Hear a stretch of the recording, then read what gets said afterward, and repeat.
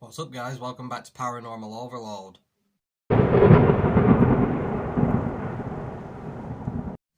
It's a little bit darker today because I'm trying a new vibe with these videos. I'm trying to find ways to make my creepy videos creepier. I've got less light to give it that darker look. I don't know if it's actually making it look creepier, but we're just going to go with this and see how I like it and see if you guys like it.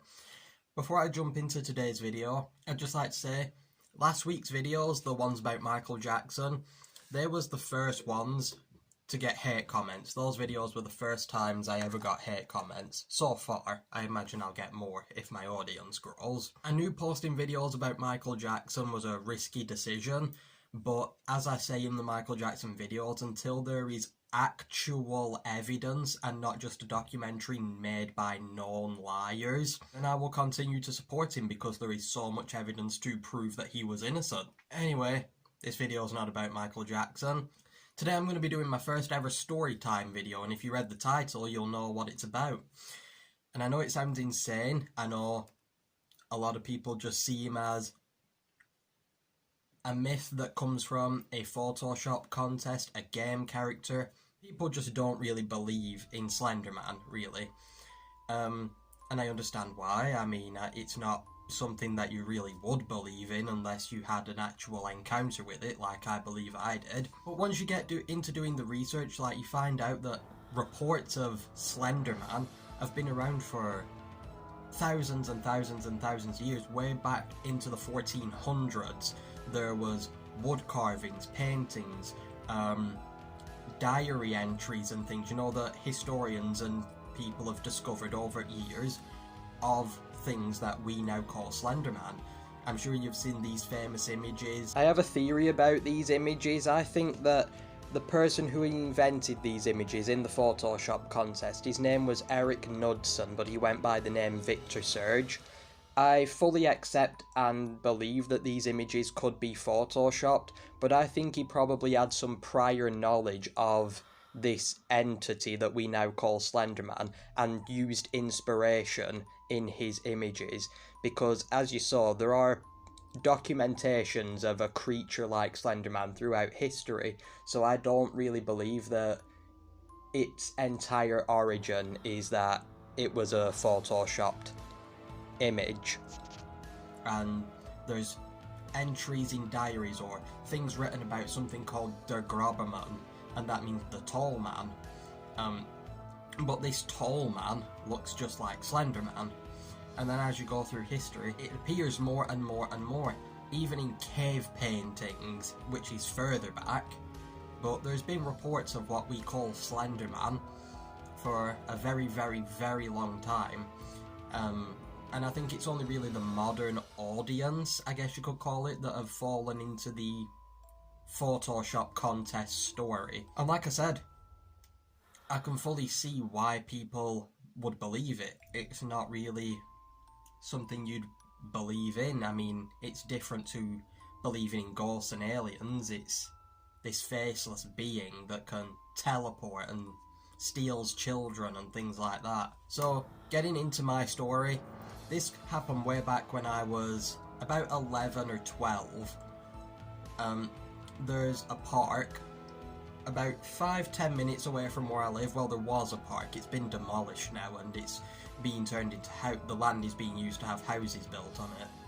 But we used to go there quite regularly. It were only a really small park. It had like some slides, some climbing frames, some swings, and one of those things that you sit in and it spins around really fast.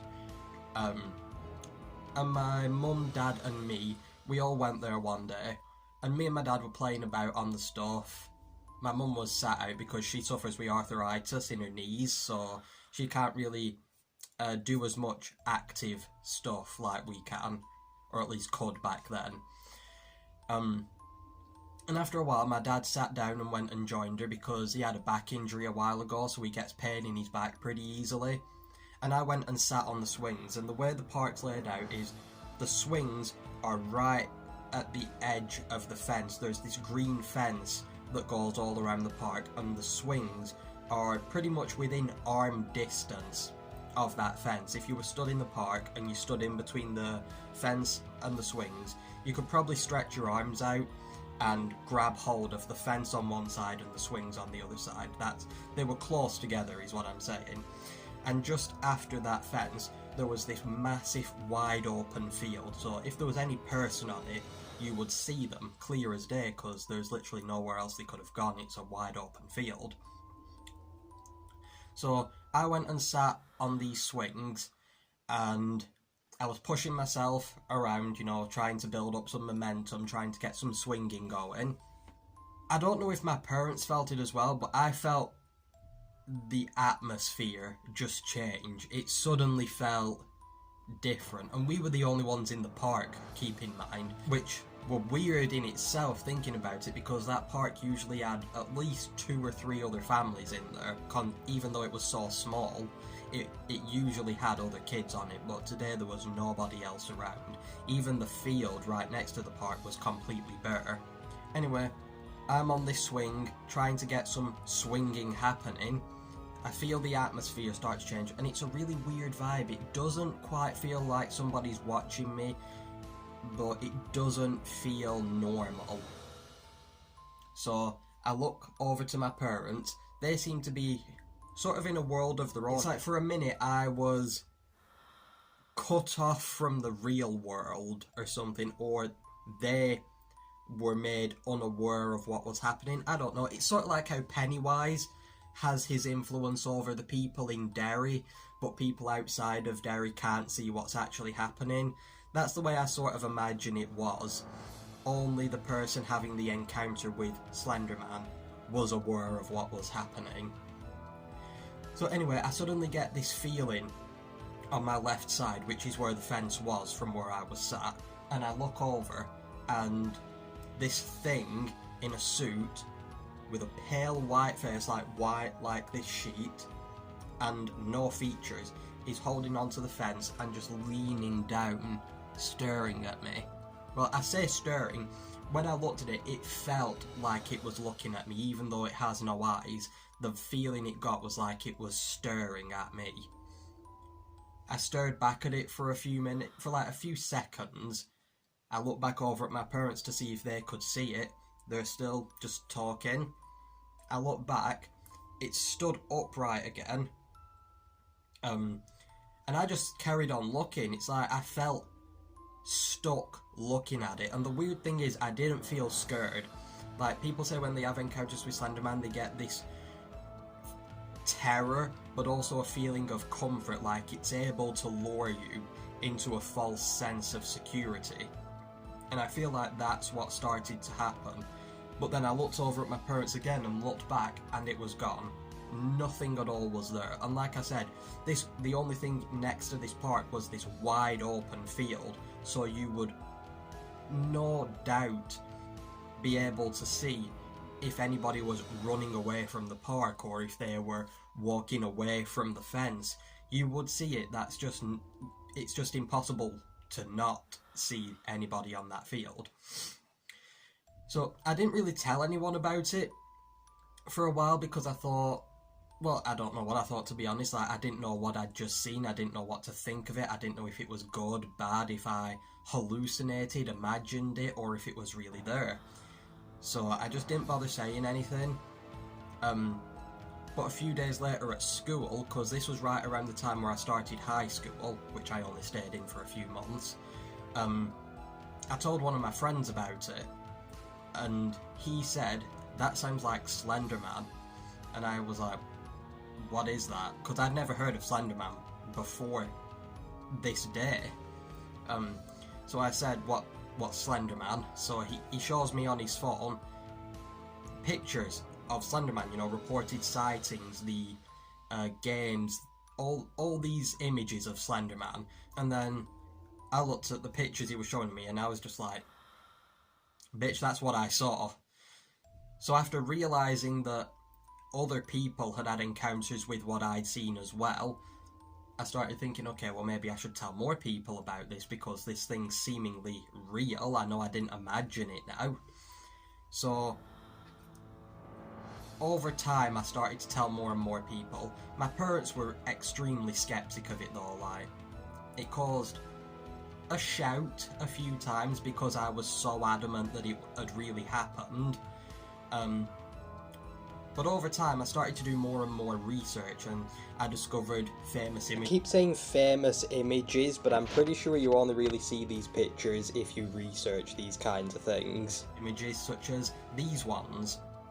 And the more research I did, the more I realised, wow, these sightings are a lot more common than just one person every now and then seeing it. And then I started watching documentaries about it, watching videos about people who had had experiences with them, reading up about Slender Man, and, you know, discovering things like the Slender sickness and stuff. And when I stopped and thought about it, from that day, things did change. Like, in that same year, I had a ton of paranormal experiences. That was right around the time when I first saw a ghost. I know not long after that we were stood in our backyard and we saw orbs in the sky, what we assumed was UFOs, but that was sort of like the catalyst of really weird events happening. And from there, like, more and more weird things just started happening. I think that was sort of like the trigger point for everything paranormal that's happened, which has eventually led to the creation of this channel. Maybe it was a sign, maybe it was the universe propelling me forward with paranormal experiences so that I'd make this channel eventually. I don't know. But again, back to the Slender sickness thing. Over my life, ever since then, I have experienced so many of the symptoms, like paranoia, hallucinations. Randomly, I'll just have dreams about Slender Man, and they'll literally just come out of nowhere, even in the times when I've not researched anything about him for like over a year or something.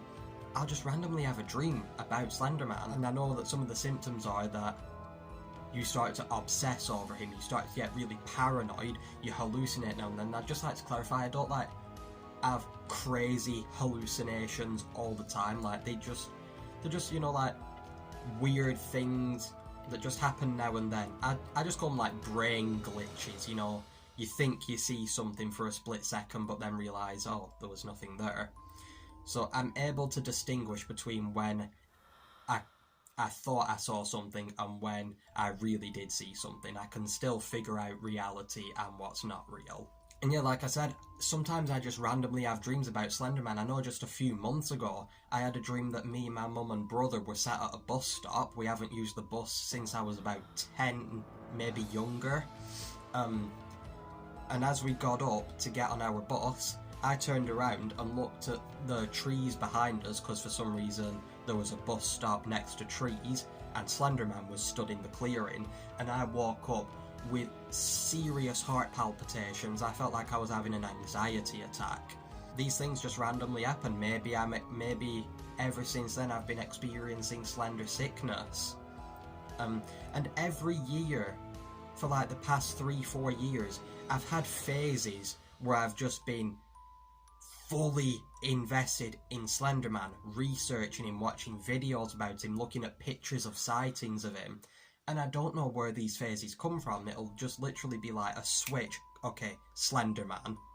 And it'll last for like a couple of weeks, and then I'll just forget all about it and not be interested until the next year when that phase, or that cycle, starts all over again. I don't know if, well, I have no doubt that that's linked to the sighting that I had. And believe me, don't believe me, that's your choice. Like I've said before, and I'll say it again, you will get nothing but honesty from this channel. So, it's your decision. Obviously I can't force you to believe me.